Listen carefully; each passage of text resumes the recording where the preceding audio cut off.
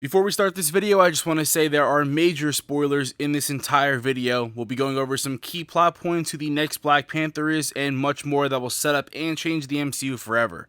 So if you're about that, let's get into the video. Let's go. And when I wake up,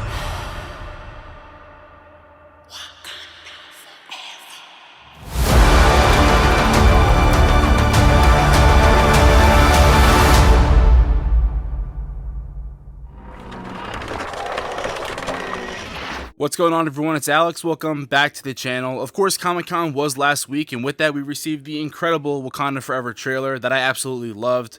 I'll be honest, I had a lot of worries for this movie, but it truly does look fantastic, and the trailer does a pretty good job of covering up most of the plot. Of course though, you know exactly why you clicked on this video, so I'm just going to get straight into the good parts. Yes, Dr. Doom, or at bare minimum the idea of him, is in this movie and pretty prevalent, unless something drastically changes. Like Kevin Feige said, there's a reason that this movie ends Phase 4, and that's because it's about to set up the biggest villain the MCU has ever seen alongside Kang. Essentially, Doom is the Zemo of this movie. We will see a Civil War styled fight, so it's Wakanda versus Talokan. Now essentially, Talokanians are the MCU's version of Atlantis and the Atlanteans. Namor will of course be the ruler of this kingdom, and it takes on a major Aztec influence, which is something that's really interesting to me and new for the MCU in general. Talokan derives from the mythical Aztec storm god, or the god of the rain. It's fundamentally still Atlantis, just rebranded differently. We will see a bit of the origin of Namor as well, and a bit of his stages through life, as we see in the trailer. This will all influence the present day actions that are being taken place, and remember, Namor is an anti-villain. So things like this in the comics happen, but it might be a little bit different than what you would expect, and let me explain why. Wakanda Forever will be somewhat adapting, or at least taking a lot of inspiration from the Doom War comic. So in this comic, the Dustori, who are an isolationist tribe from the early days of Wakanda, they were provoked to attack and take back it in order to preserve it and isolate it from the rest of the world again.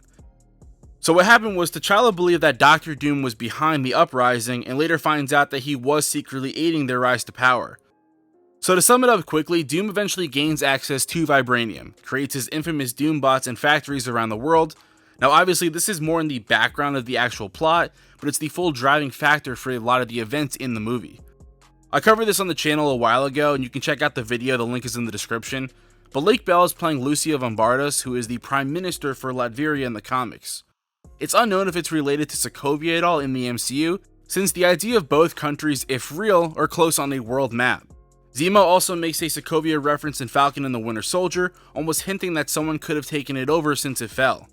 But Lucia is essentially Doom's first in line. She does all the dirty work for him currently. In fact, this shot here, which seems very different or out of place from the rest of the trailer, is related to Lucia and Victor Von Doom. Doom is looking to acquire Vibranium, and so she is tasked with sending a team of divers to acquire this Vibranium that's deep in the ocean. It's unknown if it's a sort of just leftover meteorite or what, but we'll find out. Anyway though, Namor and his crew kill them, and this is how the deal is sparked. Doom and Lucia then use Namor to wipe out Wakanda as a deal to gain access to the entire supply of Vibranium. So as you can see, this Black Panther movie is a huge step in the next direction for the MCU by slowly planting the seeds for Dr. Doom's uprising, which assuming will lead to Secret Wars, but I'll do a whole nother video on that next. A post-credit is actually supposed to reveal Doom as well. There's been no leaks of any casting, but this previous concept art has leaked, and thanks to Iman Vellani, we now know that Marvel plants leaks on the internet on purpose, whether that's to increase hype, a la Spider-Man No Way Home, or just to spin people in a different direction than what's actually going to happen in the movie.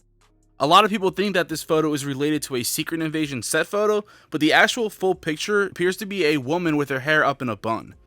There's only two people who come to mind for this. It's either Lucia von Bardas or it's Val. Val has been lurking in the shadows now for, who knows, at least a couple years in the actual universe, and the Thunderbolts movie is on the way, but there are rumors that she makes an appearance in this. Now back in August of 2021, Julia Louis-Dreyfus' makeup artist posted a picture saying that this was a huge Marvel production, and if we look at the set, it kind of looks like this would be a green screen for the environment that is shown in this concept art. Now aside from Doom though, of course, there's huge questions about how they pay homage to Chadwick and who the next Black Panther is, so in the beginning of the movie, it is a dedication to Chadwick Boseman, but the rumor is that it's implied that Doom took part in actually killing him off screen. But the Wakandans aren't aware of that at the time. This is something that isn't confirmed yet, but it is pretty plausible. I'd be interested to see if they actually had him die in honor through battle, or a disease, unfortunately, like cancer. Either way, I don't care how it's shown. Rest in peace, Chadwick. To continue though, we also get footage of Namor flooding Wakanda, an infamous shot from the comics, which is what a majority of the trailer footage is from, and this is essentially the main battle of the movie. This is also where we get our first look at the Black Panther of the movie, in this brand new black and gold suit, which looks incredible in my opinion, and this is Shuri.